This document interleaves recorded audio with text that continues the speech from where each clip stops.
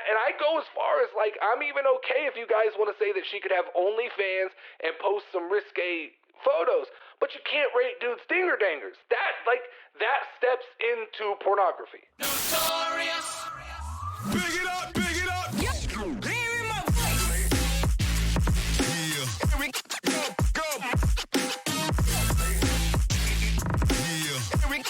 What is up, people? It is Friday, December 16th. This episode, guys, is going to be filmed a little differently. It might seem like it's in kind of chopped up into pieces because we are filming this on Thursday night instead of Friday because Lauren has something to do tomorrow. You have work stuff.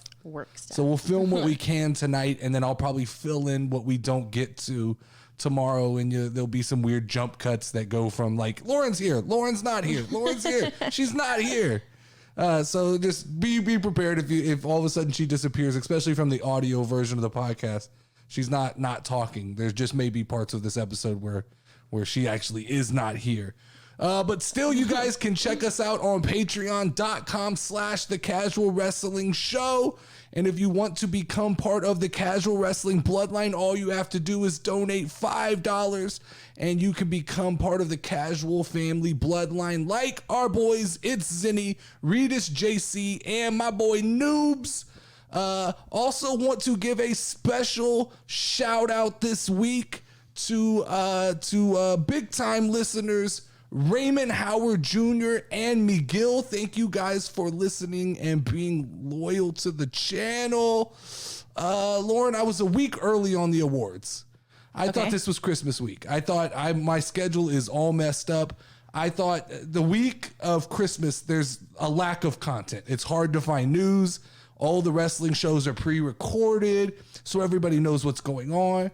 So there was plenty to talk about today. It's next week that we'll do awards. So we have one more week to vote and to kind of tabulate and figure out the notorious casual wrestling awards. All right. Let's get into it. We got another week of wrestling to talk about here, and there's only really one thing that everybody's been talking about this week. So it's pretty straightforward. Let's talk about Mandy Rose. I mean, that's been every day that I've gone to look for a news story for the last, I guess it's been 2 days. It hasn't been that much, but that's all that there is. Every dirt sheet, every news site, it's filled with different speculations, different stories. I want to look at this from a couple different angles. One I want to talk to you about is the White Knights.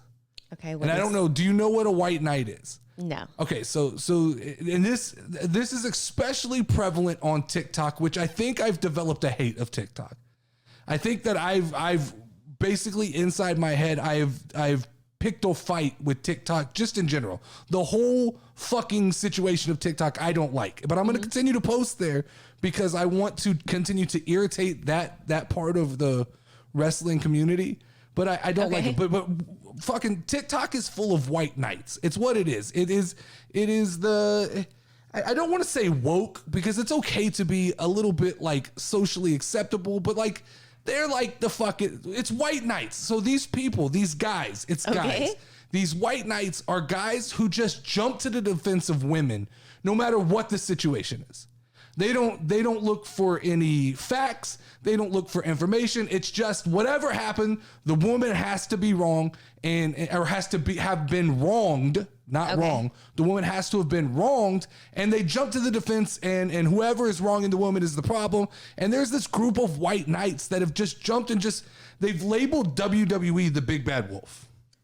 They're calling WWE a sexist company for what happened to Mandy Rose. Now, let's go through what I believe to be the series of events that kind of led to this. I pieced this together through different reports, but it appears to me that about 2 or 3 weeks ago on this show, me and you talked about Mandy Rose, and we both questioned how was she getting away with running, I'm going to call it OnlyFans. I know what she's doing isn't OnlyFans. It's some knockoff version, but I'm going to call, for the sake of what we're doing, I'm going to call it OnlyFans. Yeah. She's posting paid content on a site outside of WWE. Yeah. So we question how is Mandy Rose getting away with having a website with paid content. We said she sells donuts, she sells workout tips, and she sells, what was it? Double nipple pics. And double nipple pic specials, and she will rate your dinger donger. Dinger donger is the word we're using. Don't say that word. Okay, dinger donger. Don't say the D word. It's okay. You can say a D word, but not that D word, because YouTube, I've noticed when I say that word, the shorts, they don't get any. Okay. But YouTube has no problem with the word dinger donger. Dinger donger. Okay. So Mandy Rose is out here rating dinger dongers, right? All right. And so there's been this group of white knights who have come to the rescue of Mandy Rose because she needs it, right? She's helpless. Yes. She's Poor making little fucking Mandy. so much money. Yeah. I mean, she's making so much money doing this. But these guys, these TikTok white knights have come to save Mandy Rose. And I can't do it anymore. The amount of comments I got on like, this is a sexist company.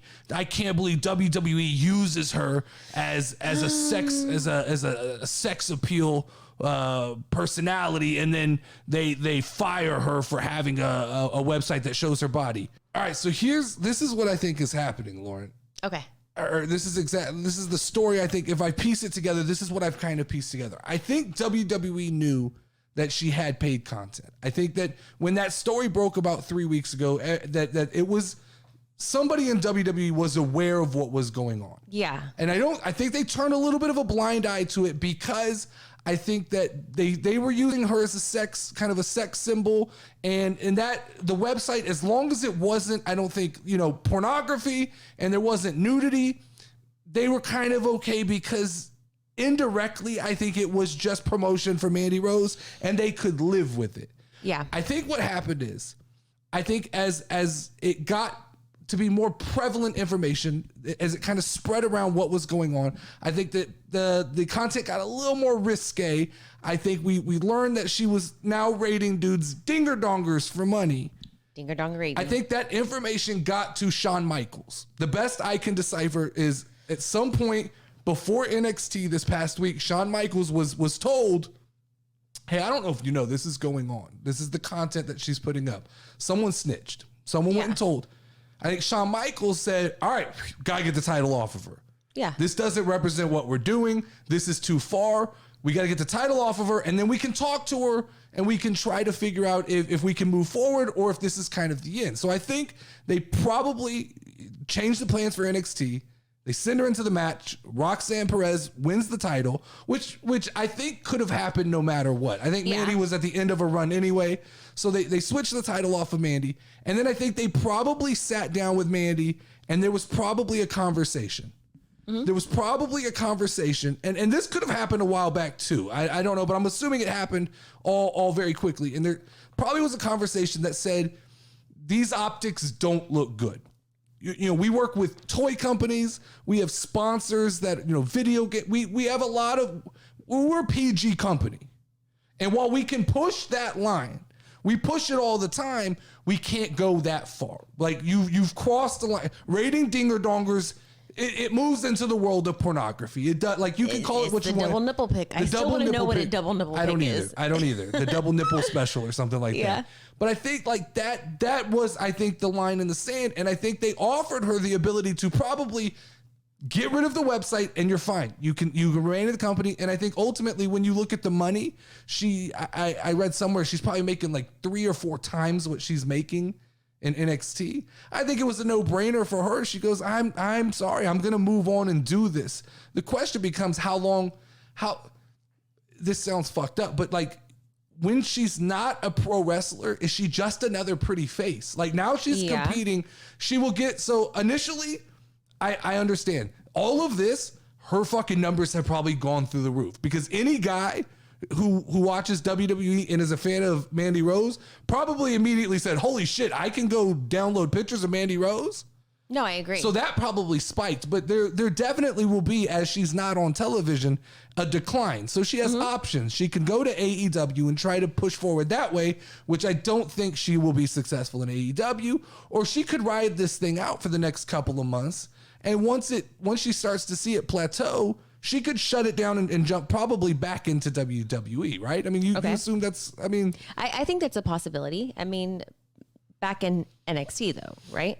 Yeah, I guess she could go main roster at this point. I think here's the problem, and I've talked about this with a couple of people. I don't know that. While I don't think it was strictly her talent that got her released at all, I don't think it had anything to do with it. I do think that WWE doesn't look at her as a high commodity. Yeah. I think in NXT world, they were like, this is great. We could ride this train. But I don't think that they had a major plan moving forward for her going to Raw or SmackDown and really defining a division. Like, I don't think that was the truth. I do believe that they have high plans for Toxic Attraction. I just don't think that those plans extended. Mandy Rose would have been a lower mid-card women's wrestler on either brand. And she would have been exposed for the things that she can't do. She's not great on a microphone. She's gotten better, but she's not great. She's not a great wrestler. So I don't know what the ceiling was. I think NXT champion was the ceiling for Mandy Rose. And I told you earlier, I don't actually know if I've ever seen her wrestle that I can remember, but I've seen a couple matches. She's not good. I mean, she's really, really pretty, though. Yes. She's very pretty. And this is the problem that I have with a lot of people who tend to come after me. I don't have an issue with WWE, especially, like, y'all should know by now the way I look at wrestling. I have zero problem with them laying into this idea that we need to hit a certain demographic. We need to bring in a certain, male demographic. We need young men. She hits all of those fucking marks. Young guys will want to watch her wrestle. And I have no problem with the Eva Maries. Yeah. I have no problem with the Mandy Roses who get there based on their looks, and WWE kind of plays this game of, well, we hope her skills catch up to where she is. And they definitely, she improved, but let's quit humoring ourselves. Mandy Rose is not a high level athlete. Yeah. Professional wrestler. She's not, like, nobody's just enamored with her wrestling. She's not horrible. Not at all. But it's her looks. And I don't mean that I keep wanting to say, I don't look at that as a negative. I'm not trying to put Mandy Rose down. If she wasn't as attractive, she wouldn't be in the position that she's in. Exactly. 100%. I think that's 100. I don't think if anybody disagrees with that, they're fucking crazy. I mean, like, I'm a woman and I look at her and I'm like, wow, she's really pretty. I want to watch her because she's pretty. There's a natural, it's human instinct. And I know in 2022, it's not okay to say this, but a lot of people do watch things based on just physical attraction. Yeah. I mean, that is a natural instinct. That is things that people have preferences, and Mandy Rose tends to hit, I think, the male demographic preference. Mm-hmm. But this idea that WWE is a sexist company because they wouldn't allow, first off, WWE is a company. They can fire you for literally almost anything they deem to be detrimental to their company, no matter how they've chosen to use you within that company. Even if they've played you off a little bit as a sex symbol, that doesn't mean that you can then go off and do porn or do pornographic type things. And I do think that when it was just bathing suit and lingerie pictures, they were iffy on it, but they knew they just weren't going to pull the string. But what none of these white knights want to talk about is the fact that she was soliciting dick pics, dinger-danger pics, for money. I agree. And that is a line that you can't, like, how do you explain if your kid, let's say your 13-year-old boy, goes and researches Mandy Rose because he's a horny little bastard and he wants to see more of Mandy Rose, and he gets there, and now you've got to explain to little Johnny, who's 13 years old, hey, don't send a picture of your dinger-danger to Mandy Rose. I mean, that's true. It's not PG. That crosses the line. You could just put that you're 18. You don't have to really be 18. And I don't care if it's 18. I don't care if it's 19, 20. It's not PG. How do you explain to your sponsors? Hey. How do you explain to the people making the toys that Mandy Rose is, she's essentially, she's okay for a kid's toy, but also on the side, dude, she's rating dudes dinger-dangers. Dinger-danger collector. Like that, nobody wants to talk about that. They're not talking about that. Another thing they don't want to talk about is, and I get that, like, that this OnlyFans thing, it happens, and girls are engaged and married, and they do it, and they're getting money out of dudes. But, like, there is a weird, like, I think. So she is engaged? She's engaged to be married. Okay. And you're rating dudes dinger-dangers. It's just, like, it's all weird to me. Yeah. know. I mean, it's all weird to me. And she do what she wants to do, but like that, just none of that screams like family company, PG programming. Well, yeah, I mean, like even like within a marriage or like relationship, eventually it's going to cause some problems, no matter what you say or how. Or if it doesn't, secure you are with your relationship. But I don't think that I don't think you want the pastor at your church doing that. Like you don't want these WWE, whether or not it's true, they try to pass off like Bianca Belair, great role model, right? Charlotte Flair is a good role model. Yeah. These people are role models, and I think that the expectation is that these females should be role models. And I don't know that anybody sees that as a role model role. We talked about what's her name, Paige Van Zandt or what it Van Zandt. Okay, UFC Paige Van Zandt. Where are you going with that? Well, remember she said that she chose to go to AEW because she wanted to maintain her OnlyFans, and that's what I thought that we had discussed and talked about, and that was the reason why. Agree. I mean, that's what I said. I said, and people are trying to compare this to, which is so stupid. Like, oh, so and so Ricochet was on Twitch last night. It's not the same. It's like not detrimental. It is not Mattel. Wait, are they saying just because he was on Twitch? So the big argument that I'm seeing from the White Knights is that in 2022, sexualizing your body should not be frowned upon. That's fine for adults, but WWE positions itself as a company for families and for kids. Yeah. I mean, literally, they positioned themselves. They literally, when it came out that they were going to move from PG to whatever TV 13, 14 or whatever, they backed that off. We're like, no, we're not. We're not doing that. So this shit doesn't fall in line with being a PG company, and I don't care. They all want to point to. There was a picture posted online and WWE promoted the picture of Mandy Rose laying by a pool, and one title's covering her breast and one's covering her nether hoo-ha region. Yeah. And they're saying, well, if WWE's promoting that, it's not the same. It's not. I'm sorry. It's not. Did she have a bathing suit on underneath, or you don't know? You don't know. It's implied nudity, I guess, but it's not the same. It's still not nudity. It's not the same. And I go as far as like, I'm even okay if you guys want to say that she could have OnlyFans and post some risque photos, but you can't rate dudes dinger dangers. That steps into pornography. That steps into pornography.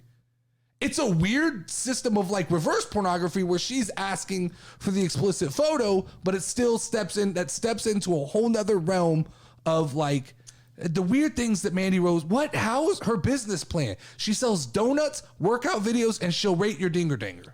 Dinger dangers and donuts. Dinger dangers and donuts. Shop. I mean, what is Sonya Deville fucking like? Think You're of all going to this? sell donuts, and then you can pay a certain price, and you get to have your dinger danger on the wall.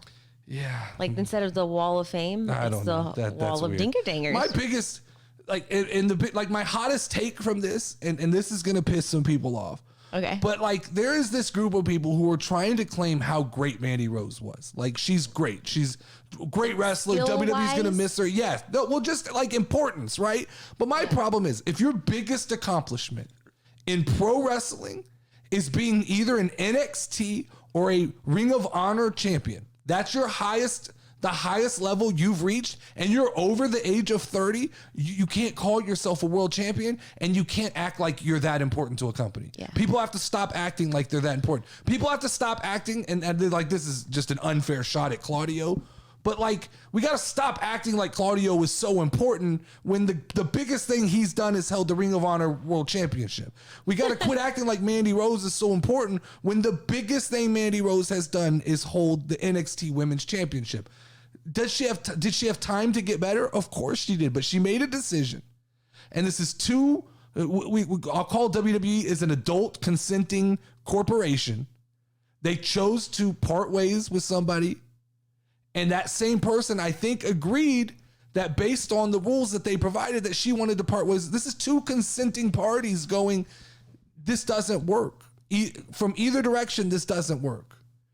And I'm sure, yes, Mandy Rose would have loved to say, I want to stay in WWE and be able to do, but you can't have your cake and eat it too. Yeah. And WWE would love for her to shut down the website and continue to do what they want, but they can't have it, so they part ways. So she's got options. She can go to AEW. She could go wrestle somewhere else, or like I said, she can let this fizzle out, and her best choice would be to come back to WWE in a couple months once the kind of high of the situation wears off. Yes, sir.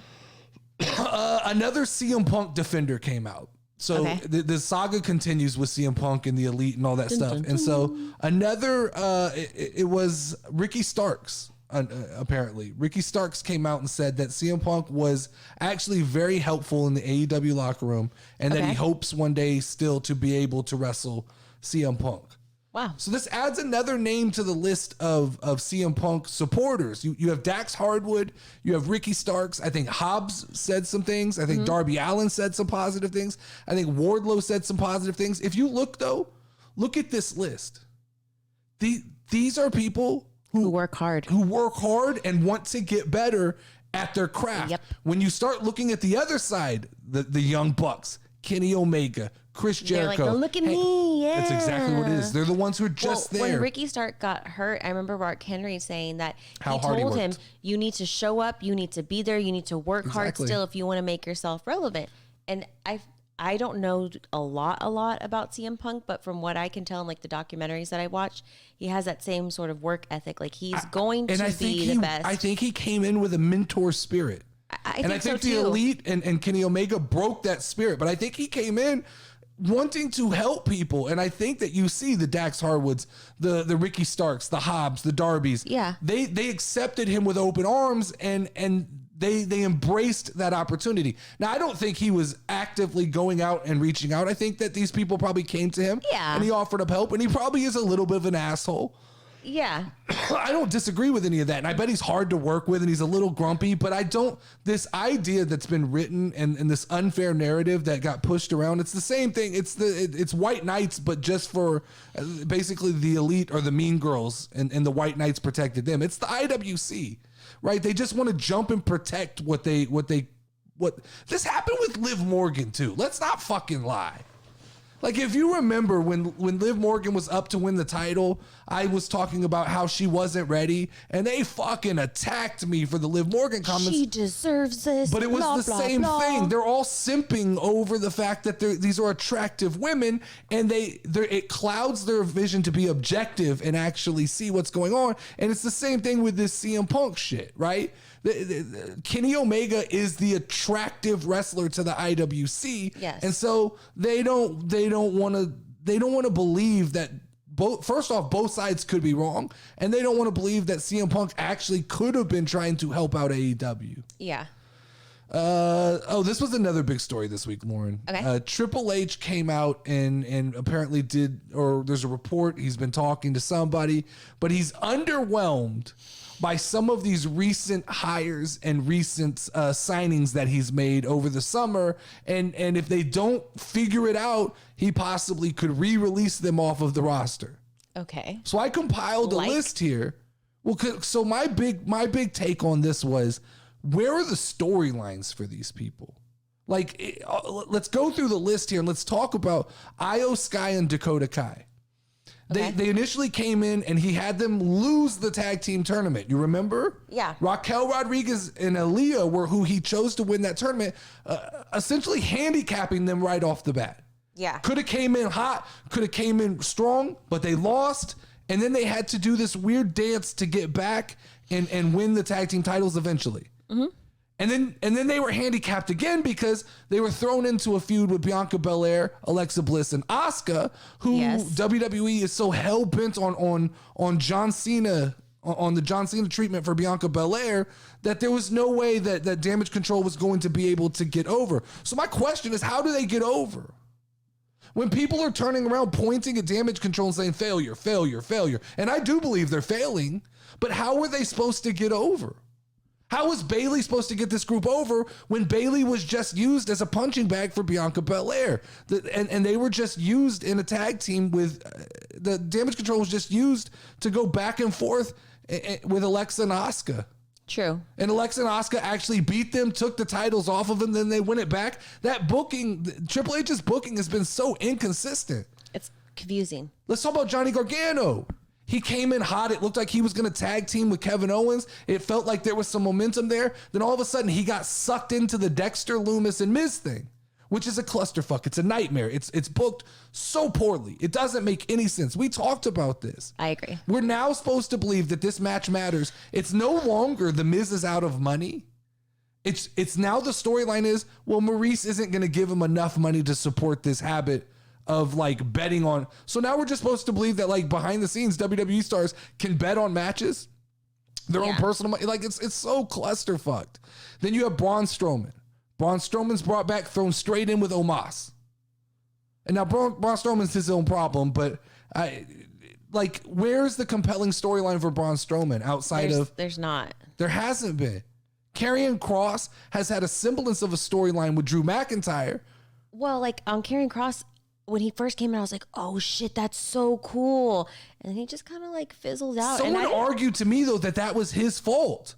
Why? That he wasn't selling himself against Drew McIntyre. How? I thought he was fucking amazing. But Drew McIntyre is one of the most protected people in WWE. You don't get to just go out and beat up Drew McIntyre and sell yourself. Yeah. There's always going to be 50-50 booking involved. And I don't know if you know 50-50 booking means like for every win you get, you're going to lose. Okay.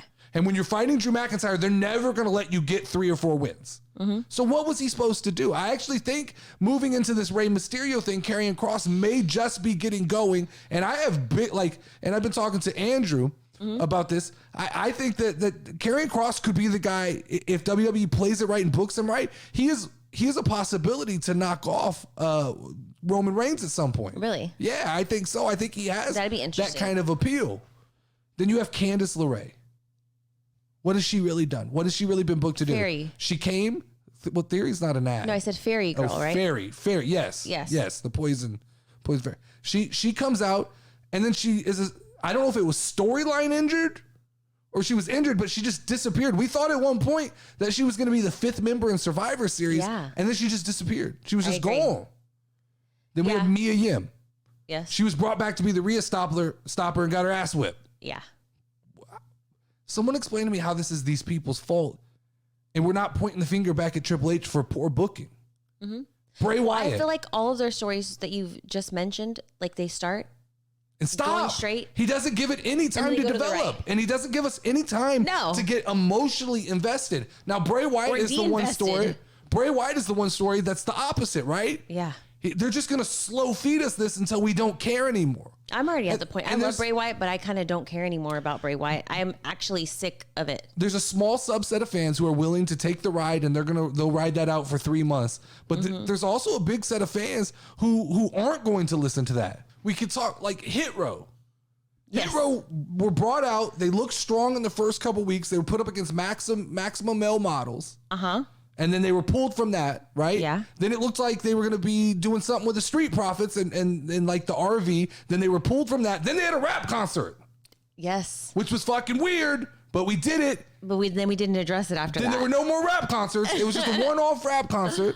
Then they were thrown into Legasma Fantasma. I cannot say Legasma Fantasma. There you go. You're going to be you say that. I'm going to get a button. I want to put your voice on it. And every time I have to say it, I just want to hit the button and you'll say it for me. Because I can never say it. So they were put into the feud with those guys. Yeah. And then pulled from that, right? Because Escobar went to the World Cup. And then now they're in some weird threesome with the Vikings and Legasma Fantasma. I don't even think that's where you say it. But I don't think so either. But yeah, like whose fault is this? How are we blaming these people for this booking? Makes no sense. Well, they're not in charge of their own career, so I mean, how can they make it up? How about Emma? Emma was brought back literally to get her ass whipped by Ronda Rousey. Yeah. And then to what? Talk to Madcap Moss in the back 2 or 3 times? Yeah. And who are we blaming for that? We're blaming Emma. It's Emma. We should fire Emma because she can't get over with the crowd because she's given zero opportunity. Well, because if you didn't know who Emma was and then you saw her show up, she literally feels like the people that they bring in to fight against Omos, like whatever. The jobbers. Yes. Which, by the way, you didn't watch AEW this week, but you need to go watch AEW Jericho versus. Okay. I forgot his name, but oh boy. He's a jobber. They played him off as a jobber. He's not a jobber. Okay. But the crowd was chanting, "Let's go, jobber!" And he actually beats Jericho, and it's great. It's some of the best AEW. Is it a wrestler I would know or no? No, okay. He's just some guy but he's on AEW. And then last but not least is like LA Knight, and I know he was just kind of a converted manager to superstar, but once again, where's he been given the opportunity? He's put into a feud with Bray Wyatt. And what can you really, you're so pigeonholed when you're in a feud with Bray Wyatt because it's all about Bray and you're just a supporting character. So somebody explain to me in this list, how were these people supposed to get over? They're not. With Triple H's inconsistent booking. How were they where do you get over? One of these people, I have no emotional connection to anybody on that list. And I wanted to. You told me how great Johnny Wrestling was. I haven't really experienced, right? But how many times has he wrestled? I don't like Johnny Gargano has literally just become an actor. Time is what I think of. And then like Candice Candice LeRae, right? Uh-huh. I saw her wrestle that one time and I was kind of underwhelmed, but you said, well, no, she really is a good wrestler. Yes. Don't judge her on this. Okay. Emma. I know Emma from that one. But who's that new one? There was a new one that just came too. And he's still adding people. The shiniest wizard. Yeah, just I don't even remember people, her bro. name. Stop. You're just adding all these new people, and then you're going, but they can't get over. I think Triple H has this idea, and it's sad. I think he thinks that they were supposed to just carry all their momentum from NXT, and people like us, we don't know who the fuck they are. We don't have any history with these people, so we don't take that over. This is a completely fresh start, especially like Karrion Kross. I don't have the history. Karrion Kross was a big deal in NXT. He was a longtime NXT champion. Okay. Then he got brought to the main roster. Vince McMahon fucked his character up. He was released. Triple H brings him back, but I don't have an emotional connection to him. Everything that I'm seeing is for the first time. Yeah. So I don't know. I don't like this report. I don't like that people immediately jump on the side of. There's a Triple H Kool-Aid that somebody's handing out. I haven't drank it. And people are drinking it, and they're going, and it's okay. I talked to someone as well they're optimistic about Triple H, and I'm okay with that. I'm okay with people going, give him more time. I am not of the belief that we need to go back to the Vince McMahon era by any means. There's 3 trains of thought here. There's one train of thought is you want to go back to Vince McMahon. I'm not with that. There's a second train of thought that you're drinking the Kool-Aid and Triple H can do no wrong. And then there's a third train of thought that is Triple H is still dealing with a little bit of the fallout of Vince McMahon's era. He needs more time, and I can live with that. But what I can't live with is this idea that Triple H is turning on his own people already, going, well, they're just not getting over. How do you get over right now, Lauren? Tell me this. And really think about it. Give me one storyline you're emotionally invested in WWE that doesn't involve the bloodline in any way. None, because I'm so confused on what's going to happen every week. I'm not going to lie. But that's the truth. There's not. That wasn't a trick question. Yeah. What is there to be invested in? Nothing. But I mean, Sami Zayn, that's bloodline. Right? Kevin Owens, that's bloodline. Usos, Roman, all of that stuff is all of the stuff that we have an emotional investment in. Outside of that, maybe Bray Wyatt and LA Knight. No, because actually I forgot that Bray Wyatt and LA Knight were even supposed to fight each other. That's how long it's been in my mind. But I mean, I'm not emotionally invested in Austin Theory. I'm not emotionally invested in Seth Rollins. I hate that. I don't like the new Seth Rollins either. I know it's a little bit of hater. But I don't either. He needs to be a bad guy and not this oddly kind of bad, kind of good. He needs to just be a bad guy. That's where he thrives. Yeah. Maybe Becky Lynch. I'm a little bit invested in Becky Lynch, but even then. It's just because I like Becky Lynch. I mean, even then, I don't know where that's going. Mm-mm. So you had mentioned it before, and I don't know why he doesn't do it. Bring people down to NXT to continue the story, right? I then would watch NXT to find out what's going on because it's just another opportunity. Well, with the New Day, certain stupid. So the way wrestling should work is it should cycle. Yeah. Guys should have their ups. And guys should have their downs. And that takes you on an emotional roller coaster with people you like. When I told you guys like Drew McIntyre are protected, that doesn't work long term. Because fans begin to resent those people. If you just know Drew can never lose, these guys need to lose. And so there should be kind of a carousel of you're at the top of the main roster, you're losing on the main roster, and then maybe you go to NXT to rebuild that character back up, and then you show back up and you're a big deal again. So I like what you're saying. Yeah. But what can't happen is right now there's the haves and the have-nots. Yeah. Bianca Belair is a have. When do you think Bianca loses? Never, until WrestleMania maybe. But there's not even seeds being planted that Bianca could lose. So that's not interesting. Mm-hmm. It's the same with Ronda I don't want it Rousey. to be predictable. Who right now can beat Ronda Rousey realistically? Nobody. So there's no seeds being planted there that are believable. There's no seeds being planted that the Usos are going to lose until something big happens. Like, we all are under the assumption that's Kevin Owens and Sami Zayn. And until then, every time you put a tag team match in front of us, a championship match, we know it's not going anywhere. So this is what I'm talking about with no emotional investment. I don't go in. There was a part during the summer where Riddle fought Roman Reigns. Yeah. And there was an emotional investment into that. Yeah. As big as a Bloodline fan as I was, I thought if Riddle wins this, we're going to our house is going to explode, because we were yelling and screaming and cheering. I was all RK bro. Like, you know. But there was an emotional investment into that. Right now, that doesn't exist in any storyline in WWE outside of things that are going on with the Bloodline. Yeah. Okay, Lauren, I have a little game for you that I want to try here. And that is, I want you to try and guess wrestlers. I'm going to give you a wrestler's government real name. Ooh. And I want to see how many out of these 10 I don't know you how can long name to their wrestling name. Now, I tried to pick these are all current wrestlers. Yes. It looks like there's one AEW wrestler I threw in here. Okay. And we'll see what you get out of 10. We'll score you out of 10. Okay, all right. We're going to start off with Thomas Pescock. Tommaso Ciampa. No. First off, I would advise against immediately trying to use like sound association. Thomas Pescock is also known as Baron Corbin. Oh my God, I would never know that. No. The problem is you get built into your head. Nothing like a Thomas. He's a Baron. To me. He's a Baron. He can't be a Thomas. Exactly. All right, number 2, Pamela Martinez. Ooh, Pamela Martinez. Pamela Martinez. Raquel Rodriguez. No. No. Bailey. She's a Martinez? She's Mexican? I think so. Damn. Pamela Martinez is Bailey. Did not see that one. We're over 2 here. Okay. Yeah. All right. This is an AEW one. Jonathan Good. That's homeboy, Ricky Starks. Jonathan Good. You could use some sound association here. Jonathan Good. That's one of the brothers. John Moxley. Oh shit. Didn't know that one either. Okay. This is one I've heard before. I would have got this one right. See if you know. Kevin Steen. Kevin Owens. Nailed it. Yeah. 1 for 4. Ron Killings. Ron Killings. Uh-huh. That sounds like a white guy name. I feel like he'd have red hair like Ron Weasley. I'm gonna go Seamus.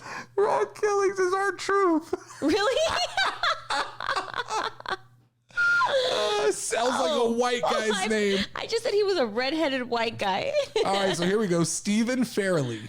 Stephen Fairley. Yeah, Stephen Fairley. Stephen Fairley. Stephen Fairley. Seamus. Yes. Yes. It is Seamus. I was like, okay, that one definitely sounds like a white name. Andrew Galloway. Ooh, Andrew Galloway. He's got to be, Galloway's means he's like from like the UK or something. Okay. Hey, that is a hell of a deduction right there. Yeah, that's long-haired boy Butch. No, so think through that. Drew Galloway. Drew McIntyre. It's Drew McIntyre. Drew McIntyre. Ashley Urbanski. What the fuck is an Urbanski? Ashley Urbanski. Ashley Urbanski. The ski might give it away. Skeet. Naomi. Shotzi. Oh, wow. Did not get that one. Okay. Fergal Devitt. Okay, what the fuck is a Fergal? Is that a boy or a girl? It's a guy. Fergal Devitt. Definitely a European name. Definitely. I'm assuming. Okay. Fergal Devitt. Is that Butch? No. Who Finn is Balor. Fergal Finn. Damn. Fucking should have got that one. I've never heard of the name Fergal. Okay. Tell me Finn Balor doesn't look like a leprechaun. Does he look like a Fergal? Yes. Do you think so? Fergal the leprechaun. Fergal the leprechaun? Yes. Okay. Leah, this is the last one. Leah Van Dale. Leah Van Dale. Yes. Bianca Belair. No, her actually name is like Bianca. It's something very similar to Leah Vandell is Carmella. Oh yeah, wouldn't have fucking guessed that either because she does not look like a Leah. It's weird to hear their real names. I don't like that. Yes, it bothers me. Like a Carmen or like a Victoria. And these were some of the like most, I think, notes like that I thought you had a chance. Some of them were just like, wow. No, I had no chance. Then there were some that were just like actual, like Charlotte Flair. Her last name is actually Flair. It's just spelled different. Yeah, it's like Phler. No, it's like Flehr. G. Don't think there's a G. Okay. All right, let's jump into a few current events here, starting with there's a report released about the salaries of main roster WWE talent. What is the minimum pay for someone who makes the main roster? Triple H did an interview where he kind of went on record letting people know that when you finally make it to the main roster, this is the amount of money you can expect to make. And surprisingly, the minimum base salary for somebody who makes the main roster is about $250,000. So that's a high number. That's higher than I expected, especially for certain people who sit around and complain that they're not doing anything or that they don't have a story. $250,000 is a lot of money to train and just to be in the biggest wrestling company in the world. That's interesting. I didn't see that number. I would have imagined that number was a lot lower. That's $250,000 to just be on the WWE main roster. And there's a lot of people on that main roster who aren't featured on TV on a weekly basis. I would go out and do a job for somebody for $250,000. I start feeling a little less sorry for people like Mustafa Ali and Dana Brooke and those people who sit around and they want more, but $250,000 to go out there and do a job, that's a pretty solid amount of money. And that's not including that if you actually kind of get going and you get some merchandise sales and you get a premium live event bonus, you can make a pretty penny being on that mid or lower part of the card. That I didn't see this coming. And so then according to GiveMeSport.com, the top 10 highest paid right now professional wrestlers in WWE, it's an interesting list.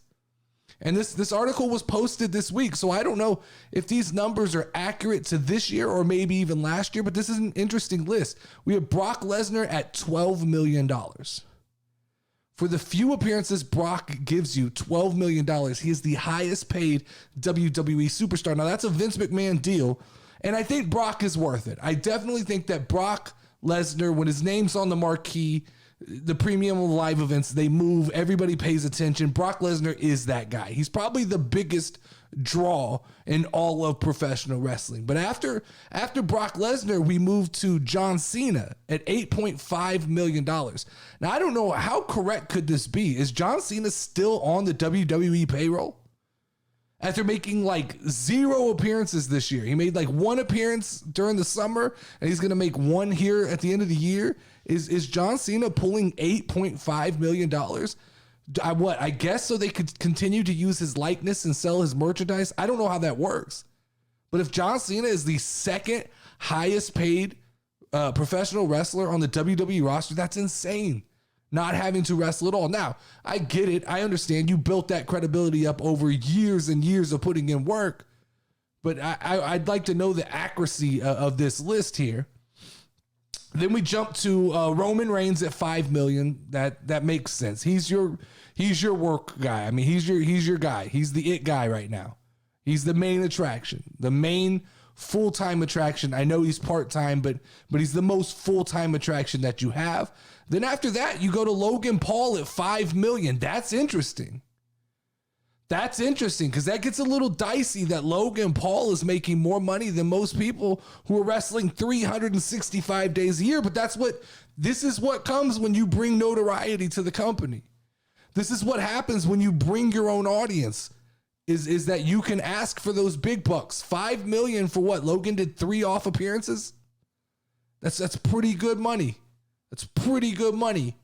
Then we go to, we have Randy Orton at $4.5 million. I think that's well due. Bray Wyatt at $4 million.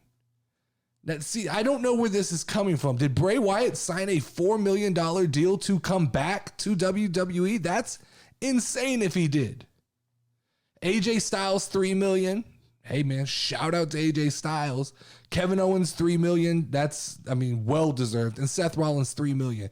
That's an interesting list. I'd like to see, I don't know if anybody knows the credibility of this list and if this list is current to 2022, but interesting that Brock Lesnar, John Cena, and Logan Paul are all $5+ million. That Logan Paul is making around the same amount of money as Roman Reigns. Now, I understand this is base salary, I'm guessing. I'm guessing there's no bonuses involved in here, and that every time Roman headlines a premium live event, there's more money involved. But that, I don't know. I don't even know what GiveMeSport.com is. I just found this article and was trying to decipher. I thought it was interesting that $250,000 is the minimum base salary. That WWE is paying a lot of money. I'd like to look up AEW and see what Tony Khan is paying as well, but I just thought that was interesting for everybody to know there. Second story on this Friday is Braun Strowman says he is carrying on a tradition that is dying in professional wrestling, and that is the tradition of being a giant. Now, this is one of those things I don't always want to shit on everybody, and I try to get on Braun Strowman's wavelength, and I try to understand, and I've agreed with some of the things. I even took his back when he made the flippy flip comments, but this is one of those things that he says that I go, what are you basing this off of? Because Braun Strowman's listed at 6'8", okay? I think more realistically, he's a tall 6'6", possibly 6'7". I don't think he's 6'8", but let's for just argument's sake, let's say he's 6'8", okay? What qualifies you to be a giant in professional wrestling? 6'7"? 6'6"? I think 6'6". 6'6" seems taller than average, especially if your body fills out in a certain way, you're considered a giant. I think that Mark Henry was kind of considered a giant. Right? And Big Show was a giant, but he was closer to 6'10", 6'11". But what is Braun Strowman talking about here? I put together a list. Quick Google search said wrestlers above 6'6", I think I said. Wrestlers above 6'6" that are still currently active in the industry. You got Omos, you got Big Cass, you got Dominic Dijakovic or whatever from NXT. You got Damian Priest, Baron Corbin, Commander Aziz, Shanky, Lance Archer, and Satnam Singh. I'm not entirely sure. I'd have to fully see the full interview with Braun Strowman, but carrying on a tradition, yes. But I don't know that it's a dying tradition. I think that the big giant will always exist in professional wrestling. If he's referring to the fact that not every wrestler that gets in the ring is a giant anymore, clearly that's not happening, but that's because of the talent gap has closed between being a giant and being an extremely talented wrestler. While I say the little guys can't main event, the little guys are definitely more talented than the big guys. There's no doubt about that. That's why they've closed that gap on what is acceptable in professional wrestling. You can have little guys main eventing, I don't know that they'll ever main event a WrestleMania with two little guys, but I do think that I do believe that there's plenty of giants to come. Braun is not the last of a dying breed. There will be more tall men that enter wrestling. There will be more Brock Lesnar's. There will be more Roman Reigns, Drew McIntyre's. I don't think I had Drew McIntyre on that list, but he's relatively big. So I don't know exactly what Braun Strowman's talking about when he's talking about that. In other news, apparently there's going to be big changes to the AEW TV presentation coming in January. New lights, new sets, new camera angles. It's time for a refresh. AEW's look pretty much the same. There's been some slight tweaks and changes since the inception, but I think that a good refresh would be a new coat of paint would make AEW feel fresh. I think that they've kind of gone through a metamorphosis as a company. I think that they are definitely, in me watching the last couple weeks, Tony Khan is starting to lean into a little more of a casual friendly booking. I don't watch AEW and see as many unrecognizable faces. So I think it's good. I think this is a good thing. AEW is definitely trending in the right direction. I think you throw a nice new coat of paint on, and you can start getting a bigger casual fan base. You can start to integrate them in with the heavy IWC presence that you have. But a new coat of paint will attract a new set of fans. People will look when it doesn't matter. I'm waiting for Triple H to refresh. I'm still waiting for Triple H to refresh because he's still got a lot of that Vince McMahon era look bleeding over into his creative era. I was expecting to see some updates to the titles. I was expecting to see slight just tweaks to the set and to the video wall and different things. We've seen a couple of the premium live events have a little bit more theatrical like stage value, like Clash at the Castle, but nothing crazy. I'd like to see Triple H at premium live events go back to like heavy set pieces for the entrance ramps. But these refresh are good. They're good for wrestling. I think people pay attention. I think that anytime that you have maybe fans who are a little bit lapsed and you do something to refresh, all it takes is like a picture on Facebook that they're scrolling by and go, oh, that looks interesting, and it might pique them back into watching the product. And the last story that I'm going to talk about quickly here today is that WWE believes Sasha Banks has peaked as a wrestler. So I know it feels like we're talking about Sasha Banks and Mandy Rose basically all the time, but that's what's big right now. And I think it's important that, first off, I don't know where these reports come from. They come from all over the place. Wrestling Observer, Dave Meltzer, Brian Alvarez, Zero, what's his Sean Ross. You have all these different people who have all their different sources, and I'm not going to shit on any of these guys because they're all getting inside information that I use to report from. I don't have sources. I'm not out talking to people. I take the news and then I do commentary on the news. So I'm not going to shit on this, but it does start to feel like, guys, every day I click and there is a counter article to the article that I talked about the day before. And this is a prime example here. We're once again talking about Sasha Banks, but now we're talking about Sasha Banks peaking as a wrestler. That WWE believes, Triple H, whoever creative believes that she has peaked. I agree. I will tell you, I do agree with this. I said this a while back. I don't know how much value Sasha Banks adds to a women's wrestling division beyond just she's kind of stunning. And I know that sounds funny, but she's a package that works, but I don't know that you can't just find another Sasha Banks.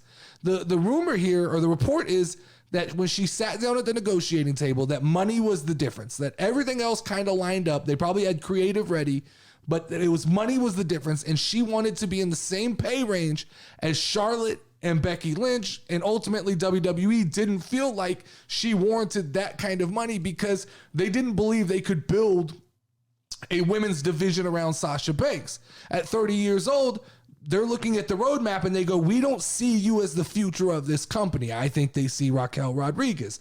I think they see, who's the other? I think I had somebody else's name in my head and I lost it. But I don't think, Rhea Ripley. I think they see those people as the next big faces of the women division, and they just can't justify the amount of money it would take to get Sasha Banks back in the ring. I'll be honest, the last 6 months that Sasha Banks was in WWE, she didn't overly impress me.